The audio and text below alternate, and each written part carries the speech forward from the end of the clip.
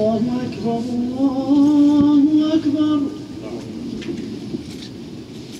الله أكبر الله أكبر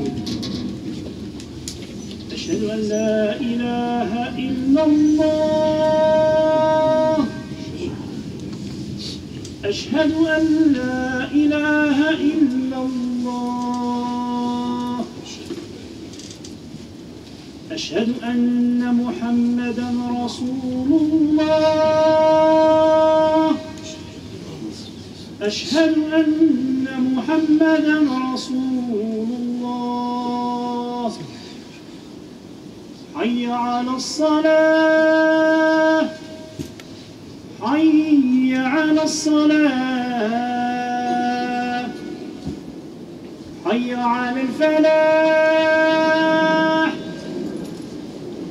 حي على الفلاح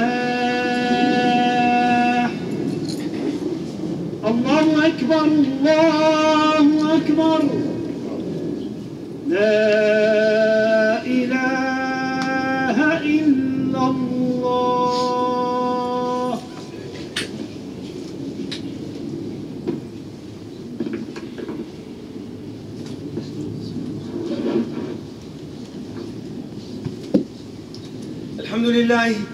الحمد لله نحمده ونستعينه ونستهدي ونستغفره ونؤمن به ونتوكل عليه ونعوذ بالله من شرور أنفسنا ومن سيئات أعمالنا من يهده الله فلا مضل له ومن يضلله فلا هادي له ونشهد أن لا إله إلا الله وحده لا شريك له وأشهد أن محمدا عبده ورسوله صلى الله عليه وسلم. Mes frères et mes sœurs, la khutba du Jumu'ah d'aujourd'hui,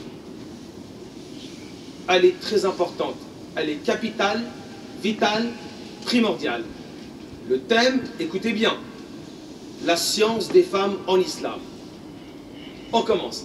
Allah tabaraka wa ta'ala dit dans le Coran, ba'da a'udhu billahi minash shaitanir rajim, bismillahir rahmanir rahim, surat at-Tawbah.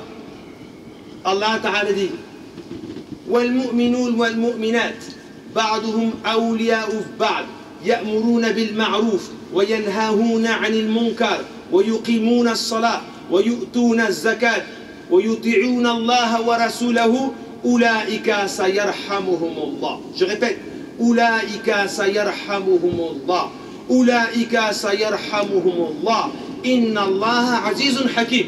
Allah dit, au nom de Dieu le tout clément, le tout miséricordieux, on loue Allah le plus grand et on prie sur son humble prophète Mohammed, paix et bénédiction de Dieu sur lui. Allah dit dans Surat At-Tawbah, chapitre 9, le désaveu, le repentir, verset 71, Surat médinoise. Allah dit, les croyants et les croyantes sont amis, alliés les uns les autres. Ils recommandent le bien, ils interdisent le mal, ils font office de la prière, ils dépensent l'aumône, ils obéissent à Allah et à son messager.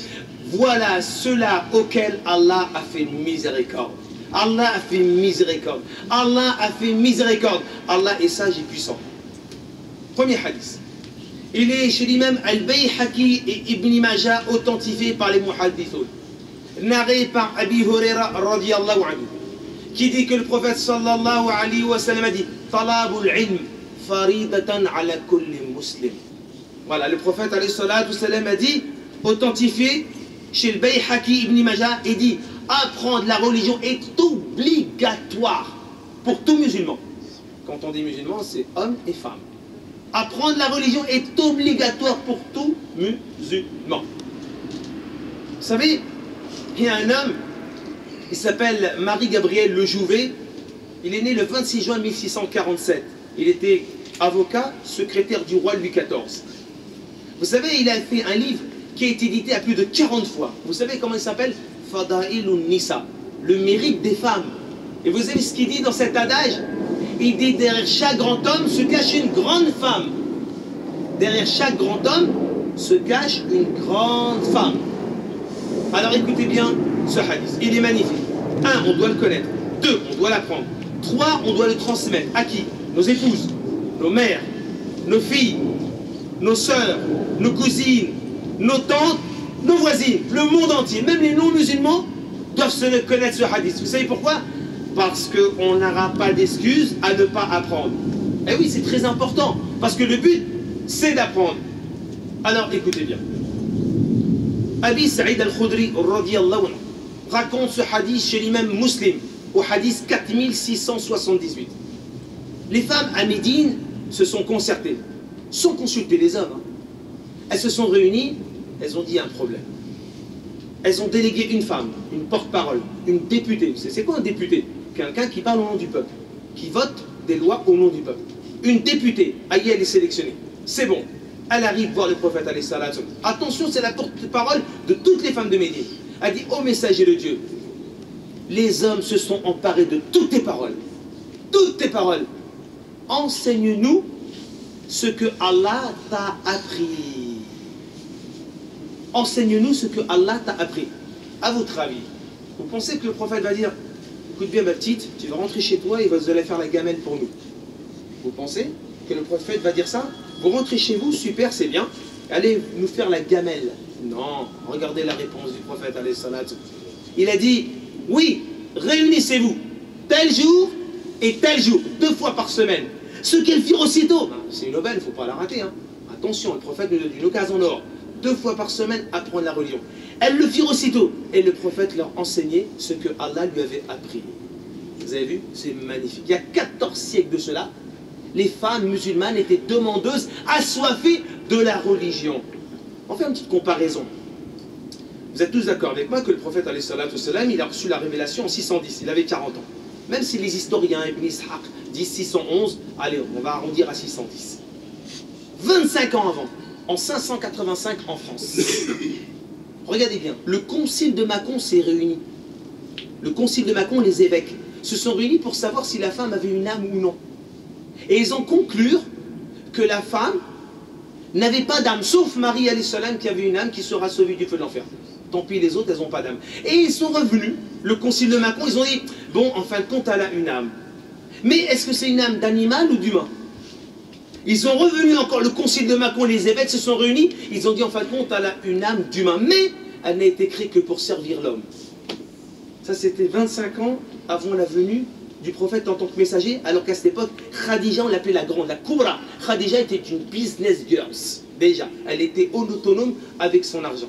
Et vous vous rendez compte qu'en 1804, en France, au code napoléonien, eh bien les femmes dont leur mari mourait, la femme n'avait pas droit à la succession, l'héritage. Alors, Surat Nisa, chapitre 4, les femmes, versets 11, 12 et 176, la femme a droit à l'héritage. C'est magnifique, vive l'islam.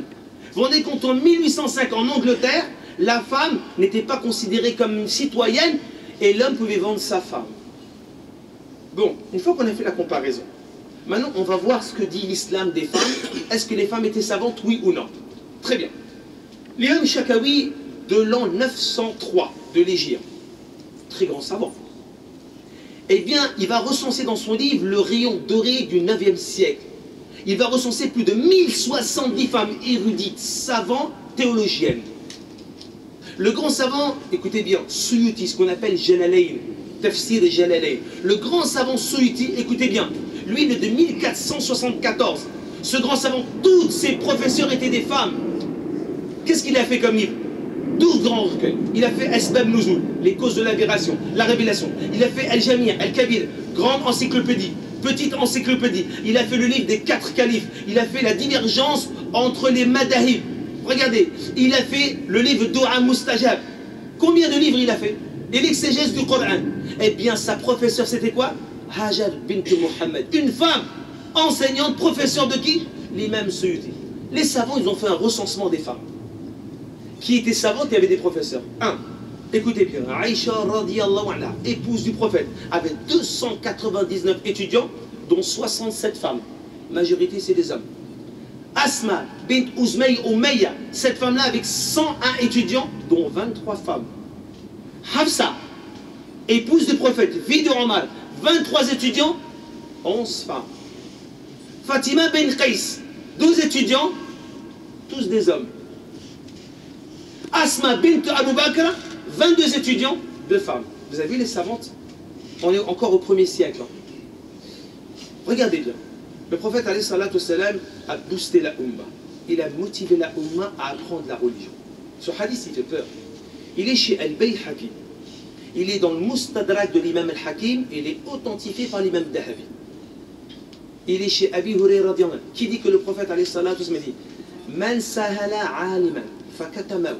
Celui qui apprend une science et il ne la fait pas connaître aux gens. Les gens il va être brûlé, cautérisé le jour du jugement. Celui qui a une science et il ne la diffuse pas, le jour de Qiyamah, il va être cautérisé. Vous connaissez le jour de Qiyamah? Allez, on est tous rassemblés. Allah va rassembler tout le monde sur une plage géante, on va tous être alignés, il y a une balance. Et tous les gens qui Allah leur a donné la science, alors mes chers frères, est-ce que la science, la femme a le droit d'apprendre la science? C'est la question qu'on doit se poser. À l'époque du 1er siècle, vous vous rendez compte qu'une femme qui s'appelle Karimat bin Ahmed al-Mahwazi al-Makki de l'an 423, cette femme va être la première femme au monde à faire, écoutez bien, le premier sharh, ce qu'on appelle le commentaire de l'imam al-Bukhari, le grand savant Ibn Hajar al-Asqalani de 724, 3 siècles après, il va prendre sa copie de al-Bukhari sur la Sheikha. Vous savez comment il l'appelle? Il l'appelle la Sheikha. Aujourd'hui, tu vois un homme, tu l'appelles Cheikh, mon éminence, mon excellence. Et quand une femme a de la science, tu l'appelles Orti. Alors qu'à cette époque, Ibn Hajar, comment il l'appelait? La Sheikha. Eh oui, c'était des grandes savantes. Ibn Hajar, il dit, moi, j'ai pris ma copie de Karimat bin Ahmed, cette grande savante. Et Karimat bin Ahmed, au 4e siècle, il y avait Abu Dar, un grand savant de l'époque, et Khatib al-Baghdadi, très grand savant, il a dit, moi, je ne donnais pas le ijaza. Le ijaza, c'est l'ancêtre du diplôme. Avant, on donnait le ijaza pour le lis, pour la science. Après, c'est devenu pour le Coran. Eh bien, je ne donnais pas le ijaza avant d'écouter le grand savant Tariq al-Baghdadi devant moi pendant 5 jours. Darda, radiyallahu anhu. Cette grande femme, elle est morte en 83 de l'Hégire. Darda, grande savante, érudite, plus grande savante que, écoutez bien, Hassan al-Basri. Les savants disent qu'elle a plus de science que Hassan al-Basri et Ibn Sirin. Cette femme-là va donner des cours de jurisprudence et de ulum al-hadith dans les mosquées de l'Aqsa à Jérusalem, devant le calife Sulayman et Shafi'i, devant 500 hommes et 500 femmes. Waraqa, chez Abu Daoud, authentifié. Waraqa, quand le prophète va rentrer le vendredi 16 Rabi' à Médine, il va construire la mosquée de 805 mètres carrés. Il sera hébergé chez Ayyub al-Ansari. Qu'est-ce qu'il va faire? La première maison scientifique, la première madrasa de science. Qu'est-ce qu'elle va faire? Le prophète va lui attribuer un muaddan, un homme âgé qui fera l'appel sur son toit pour que toutes les femmes viennent prier. Ce sera la première femme imam pour femmes au monde. Vous avez vu les savantes, elles étaient où? À quel niveau? Mes frères, aujourd'hui vous rentrez chez vous. Vos épouses, vos frères, vos épouses, vos soeurs, vos mères, vos filles, vos tantes, vos cousines, 2 fois par semaine. Ça, c'est une sunna. Manger avec la main droite, c'est une sunna. Mais le prophète a dit quoi? C'est obligatoire. Tu manges avec la main droite, tu as des hasanat. Mais la science est obligatoire. Et comment ça se fait que nos femmes n'apprennent pas la science? Comment ça se fait? Je vais vous le dire. Victor Hugo, vous savez ce qu'il a dit? Vous voulez fermer les prisons, ouvrez des écoles. Vous voulez fermer les prisons, ouvrez les écoles. En France, il y a 66 900 000 habitants. Suivez-moi.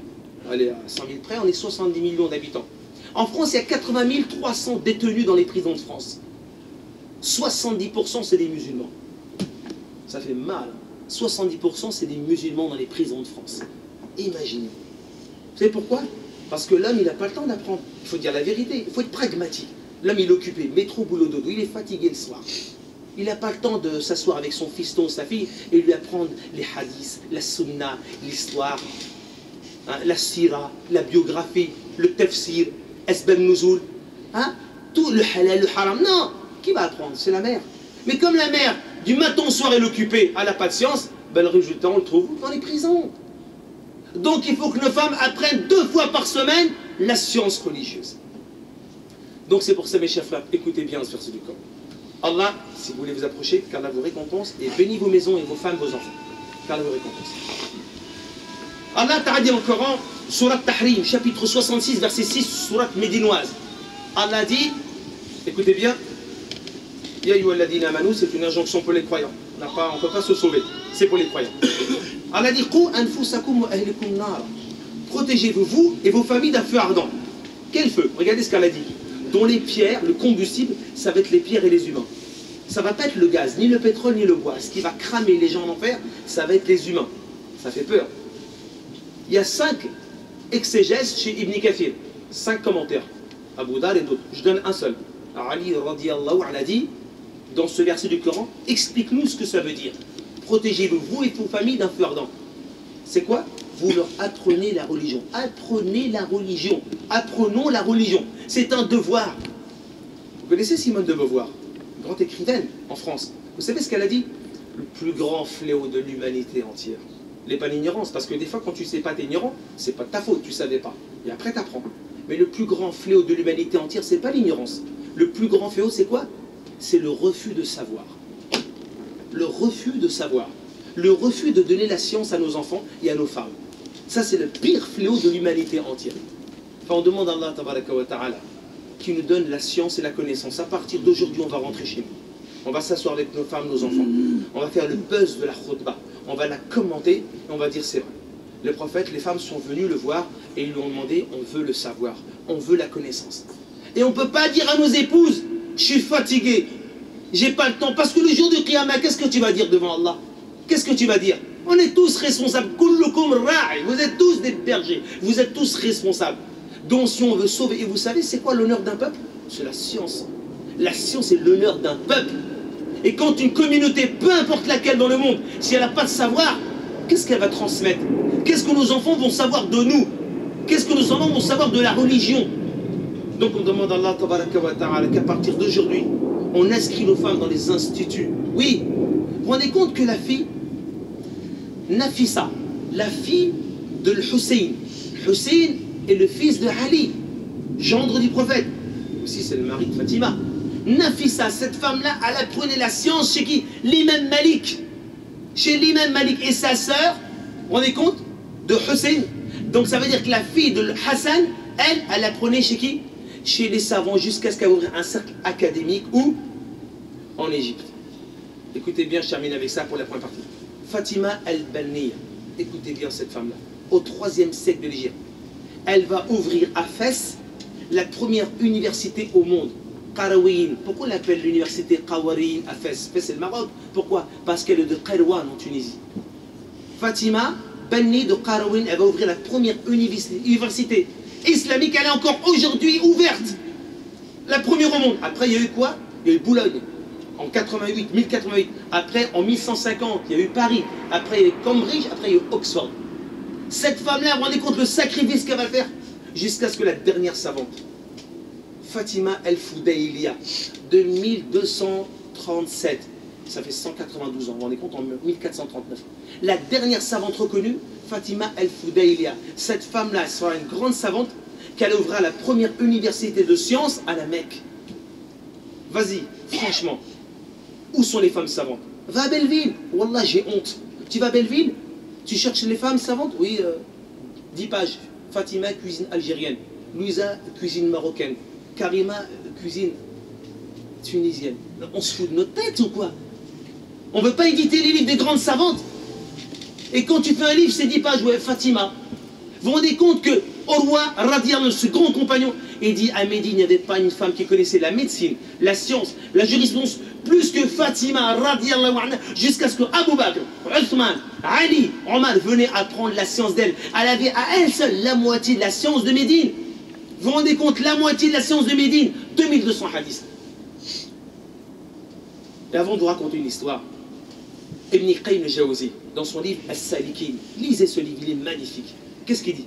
Il dit que l'imam Abu Hanifa, rahimahullah, il a dit que apprendre la science est plus important que la nourriture et la boisson. Parce que l'être humain peut se contenter de boissons et de nourriture 1 à 2 fois par jour. Alors que la science, c'est à chaque respiration. Continue dans ce livre. L'imam Shafi'i, élève de l'imam Malik, il va dire que la science est plus méritoire que la prière surérogatoire. Et regardez bien, un grand compagnon, élève de l'imam Malik, écoutez bien, il dit, je me suis assis avec l'imam Malik et j'ai posé mes feuillets, là j'étais en train de noter, pour aller prier 2 rakat. L'imam Malik m'a dit, tu sais là, ce que tu vas faire n'est pas meilleur que ce que tu as laissé. Subhanakallah bihamdik, nashhadu an la ilaha illa anta, nastaghfiruka wa natubu ilayk.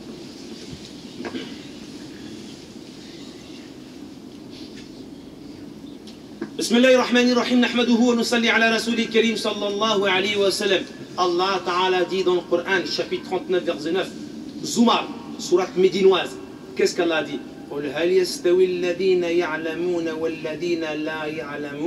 Allah dit, sont-ils égaux ceux qui savent et ceux qui ne savent pas? Allah pose la question à l'humanité entière.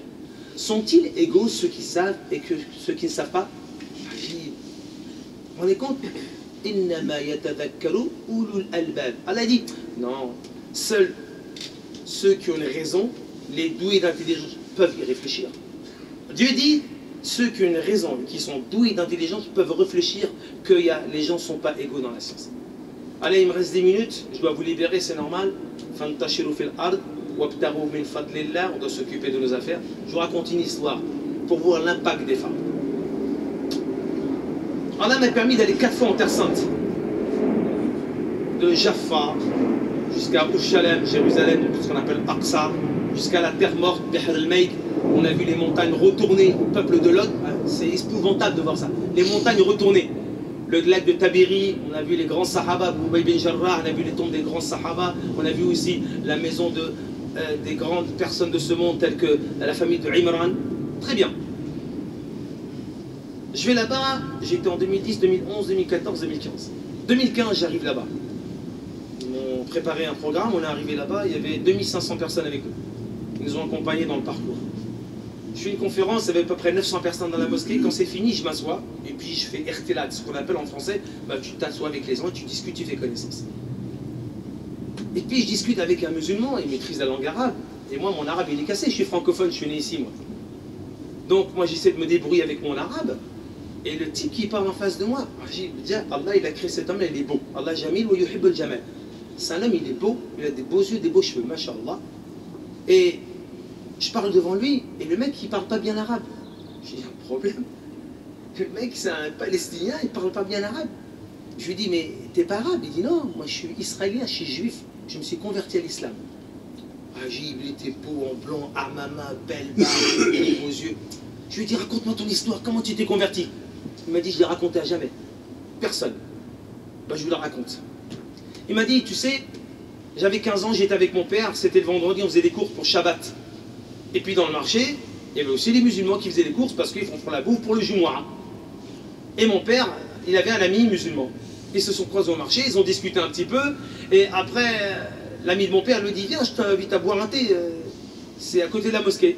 Mon père, il a accepté. Et puis on a bu un thé, et puis il nous a fait rentrer dans une salle, on s'est assis, il y avait du monde, on ne savait pas que c'était le prêche du vendredi. Et à la fin du prêche du vendredi, mon père, il a embrassé l'islam. Un verre de thé. Et à la fin, moi, j'ai suivi mon père, j'ai embrassé l'islam. J'ai grandi, mes neurones ont bouilli, mais il fallait que je me marie.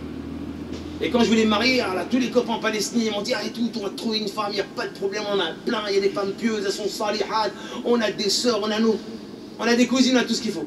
Il a dit, non, non, non. Et pourquoi donc? On te propose une sœur pieuse, croyante, pratiquante.